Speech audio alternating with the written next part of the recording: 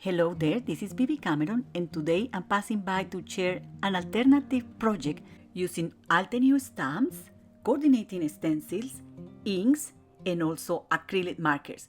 In this video, we are going to be making this decorative wooden box. This is quite big, but you can also use smaller boxes or any other wooden object and apply the same techniques we are going to be applying today. We are also going to be using acrylic markers by Alyenew and the new Tangerine Groove stamp set and coordinating stencils.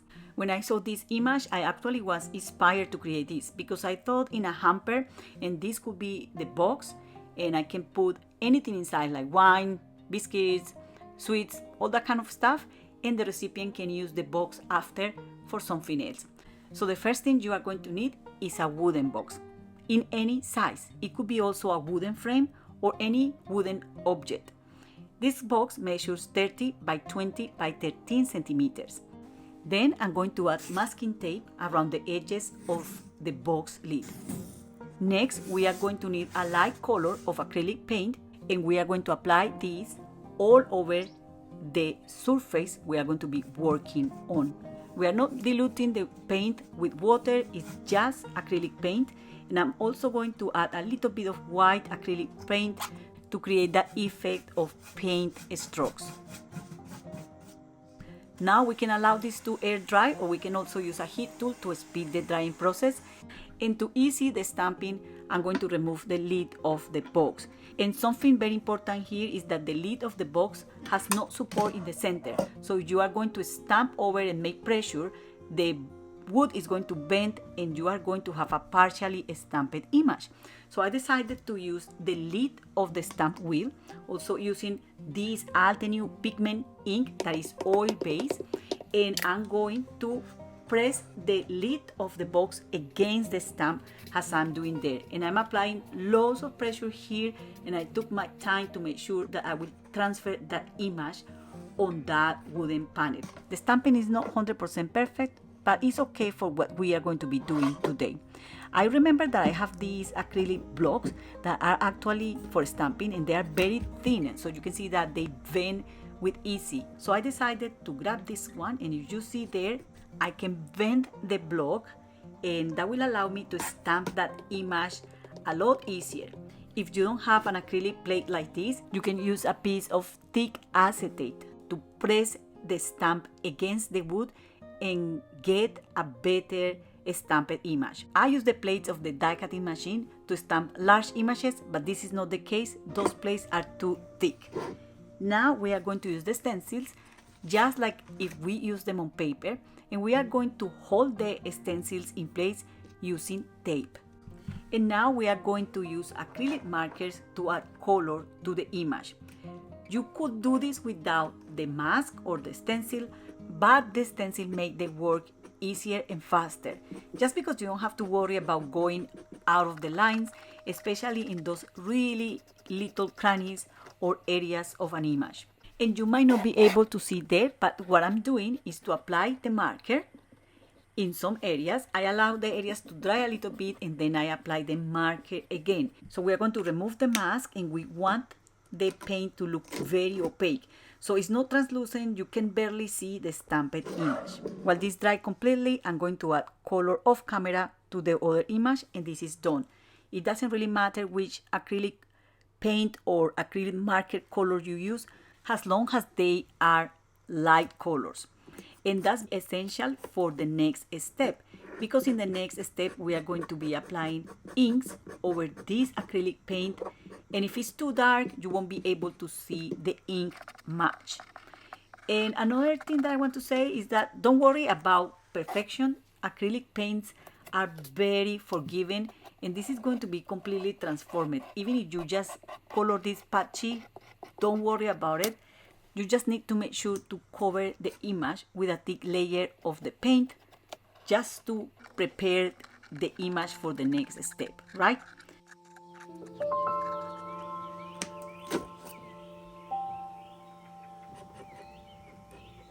You can also layer the acrylic paint colors.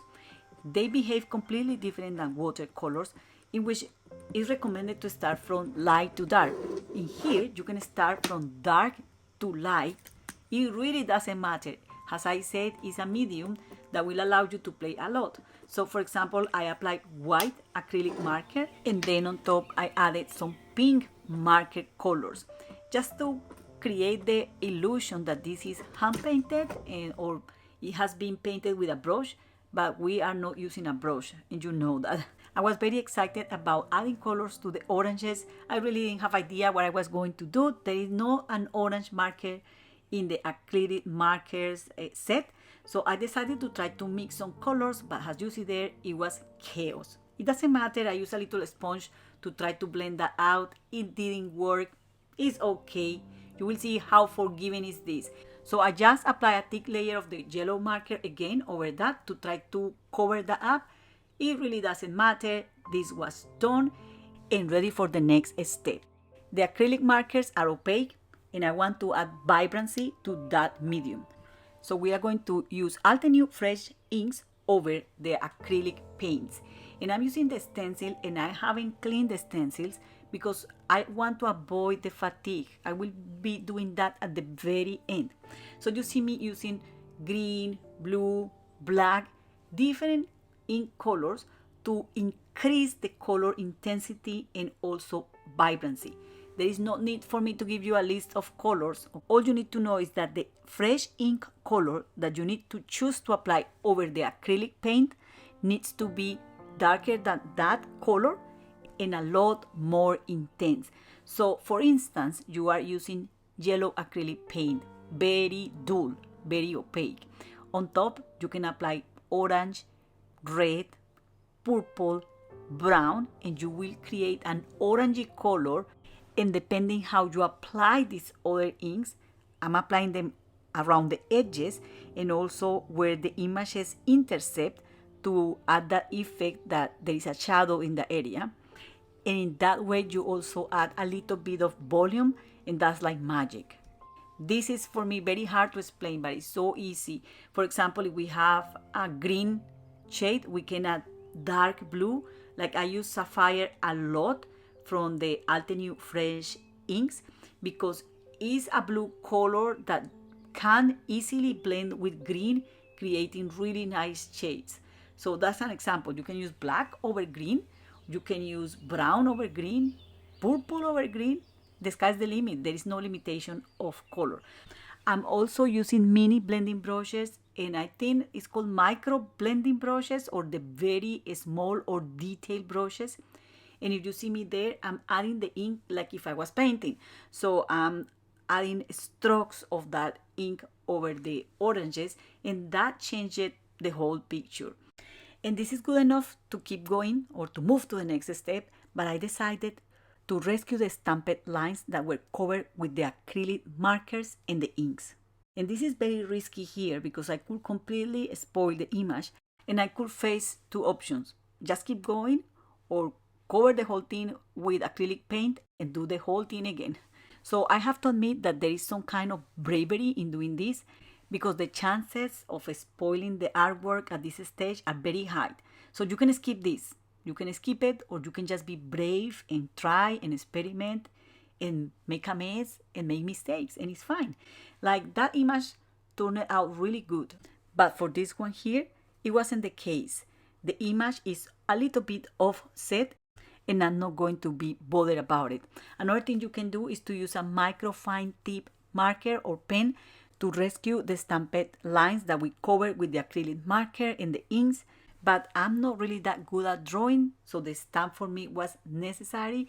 Or as I said, just skip this step. I want to show you here slowly the difference between no stamping, that is here, that is without the stamping, and here you have the stamping. So the difference is very small, but the risk is big, so you can decide where to stop in the whole process. I'm heat setting the ink and try to make sure that all the inks are dry, and this is good enough. You can stop right there, but I decided to keep going, and I'm going to apply this fixative that is actually for pastels, but that's all I got, so I'm going to use it. And this defo can make the black ink to bleed, so I was a little bit worried about that, but thankfully it didn't. It did a little bit, but it was minimal. I also want to show you how I clean the stencils. I use a solution that is similar than rubbing alcohol. Here in the UK it's called Surgical Spirit, and it's great to do this or to clean stuff around your craft room. You can buy it in any pharmacy here in the UK, and it's great to work with alcohol inks as well. I was cleaning the stencils while the fixative was drying, but then I decided to use my heat tool to speed the process, and I saw the ink start bleeding a little bit, so I wanted to stop that right there. Then, using a dry brush, I applied gesso. This is clear gesso, and sadly, if I apply this directly on the image with fresh inks, it will blend, bleed, and completely spoil the ink application. So it's important to add that fixative first that protects the image from the gesso, and now the gesso is going to act like another protective layer. So it's going to protect all those colors. Anything I apply over the dry gesso is not going to mix or blend with any other ink or paint that I apply over this image. I also apply the gesso over the acrylic paint because I want to preserve that blue color at the background. The next thing we need to do is to allow the gesso to dry completely. We can also use a heat tool to speed the drying process. And after this, we can start adding other mediums over this panel. And I'm going to start by adding espresso fresh ink over the edges of the panel. And then using a stencil from Sulfur Cosmos, I'm going to add some accents. I decided not to be lazy and I added paste. And while the paste was drying, I start stamping the panel using also espresso ink and some stamps that I have for mixed media. Because I stamped that very crooked, I just brush it out and stamp over. And you will see how forgiving is this. So I grab another texture stamps and I stamp them over. I didn't re-ink the stamp all the time, and I also decided to add rub-ons. These are like little stickers that you can rub over your cardstock or memory albums or anything, and you can peel them off like that. My son Harris could not resist. He was here behind the scenes. He is always here, and I allowed him to do some spraying, but he was spraying too much, so I used a brush to try to brush out that and try to go over the crannies of the paste. I was using distressed speckled egg and also walnut, and it really doesn't matter which paints you add. You will see that Harris go crazy with paints. I could not stop him. It's his joy as well. And I was adding this beautiful gold ink, and he said no more spray. So okay, more spray. He wanted to cover the whole image, so I was trying to fix it. You will see there that everything is fixable, and I just use a brush to try to dab that ink over, and I say okay, let's use water. So he just started spraying water like mental. I was okay with that. I was just trying to lift up some of that ink that he applied, and then I also decided to use this gold ink again with a brayer just to make it look that really nice and shiny. And you can see my hands. I managed to get my hands completely crazy today. I don't used to get my hands like that, but when you are crafting with kids next to you, things get messy. So we are very close to finish this, and I decided to add also gold ink at the edges of this lid, just like that. And I added some more rub-ons. Those really make a difference for this project. Of course, any of this is completely optional and it's just ideas for you. I'm going to do some more things with this panel, and one of them is just to add color to the wood. And to do that, I'm going to use espresso fresh ink. I'm going to rub the impact gently over the wood, and then with the brush, I'm going to spread the ink. And when I was doing that, I also decided to grab sapphire ink and add it on the edges, just like that. Some of the edges of the panel, not all of the edges. And I also use this cosmic berry that looks pretty nice over that espresso ink, and it blends nicely with it, creating that kind of, my mom used to love this kind of color of the wood, many years ago, very vintage. So I added the ink as well on the corners here and there. I really wanted to make this look old, and then I decided to assemble the box to then add color to the whole box. And to add color to the whole box, I decided, because I was making decisions during the process, I decided to add also espresso fresh ink and cosmic berry ink, just like you see there. This process took me maybe 6 minutes, but you don't need to see the whole 6 minutes. And then I also added these legs. These are metallic jewelry box legs, and you can find them online everywhere. There are different kinds of legs, different sizes and different designs. This might be a little bit small for this box, but they work. Now, the paint is looking very grungy, and that's what I wanted actually. But what I have learned making another boxes in the past is that if I add a layer of gesso or just spray this with varnish, that will preserve the ink quite well. I have projects that I made 25 years ago, and they look exactly like they look when I made them. Of course, I wasn't using Alyenew inks or specific products, but the technique was exactly the same. There is a sealant agent that trap the pigment on the wood. It protected from humidity, perhaps not from light, but these kind of boxes are not exposed to light, so you can be very confident that they will last. And also by applying the gesso, you will see that the ink will look more smooth over the wood, and it will look a lot better. You can see the finished box when the gesso dries and everything. It looks very smooth. So let me know, what do you think? Is this something you will make to give for Christmas? You will make handmade gift this year? Is something you will make to sell? Is something you will make just to create something and to share some joy with your family? Well, the sky's the limit, as I always said, and I really hope this inspired you to go out of the box and your comfort zone and maybe try something new, something different. And that's all for today. I hope you enjoyed this video. Do not forget to subscribe to this channel or to visit the blog for more ideas and inspiration. Thank you very much for having me today, and happy crafting. Bye.